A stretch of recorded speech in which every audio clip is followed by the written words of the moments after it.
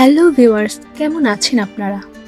বরাবরের মতো আবারও চলে আসলাম নতুন আরেকটি ভিডিও নিয়ে। আজকের এই পর্বে থাকছে বাংলা সিনেমার সুন্দরী নায়িকাদের প্রথম সিনেমার গান। তো চলুন শুরু করা যাক।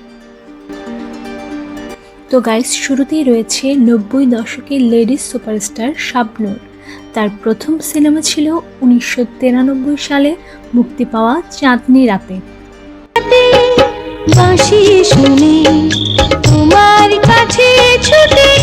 তার প্রথম সিনেমাতে বাজিমাত করেন।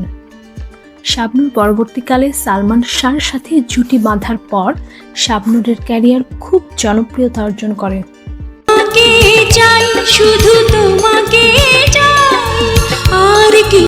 ঢালিউডের জনপ্রিয় অভিনেত্রী অপু বিশ্বাস।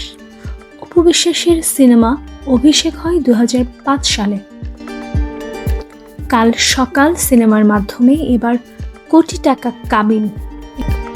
বললাম না রে মজা কি বুঝলাম না রে, শুনলাম না মোবাইল ফোনে আই লাভ। এরপর ঢাকায় সিনেমার সুপারস্টার শাকিব খানের সাথে জুটি বেঁধে অসংখ্য ছবি উপহার দেন অপু বিশ্বাস।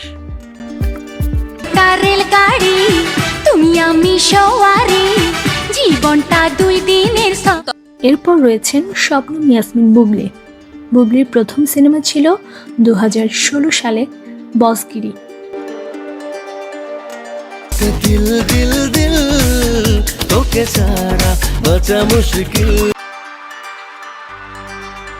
আসসালামু আলাইকুম, আমি শবনম বুবলি। সবাইকে আমন্ত্রণ জানাচ্ছি বাংলাদেশের সংবাদে। তার বিপরীতে ছিলেন মেগাস্টার শাকিব খান। এরপর রয়েছেন নায়িকা পূর্ণিমা। তার ক্যারিয়ারের প্রথম সিনেমা ছিল 1998 সালে এ জীবন তোমার আমার।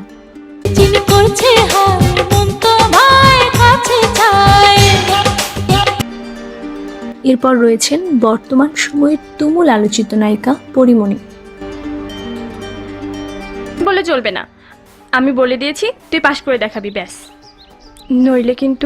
পরিমণির 2015 সালের ভালোবাসা সীমাহীন চলচ্চিত্রের মাধ্যমে আত্মপ্রকাশ করেন। প্রিয় দর্শক, আমাদের ভিডিওটি কেমন লাগলো কমেন্ট করে জানাবেন, আর স্টার তারার সাথে থাকুন। ধন্যবাদ সবাইকে।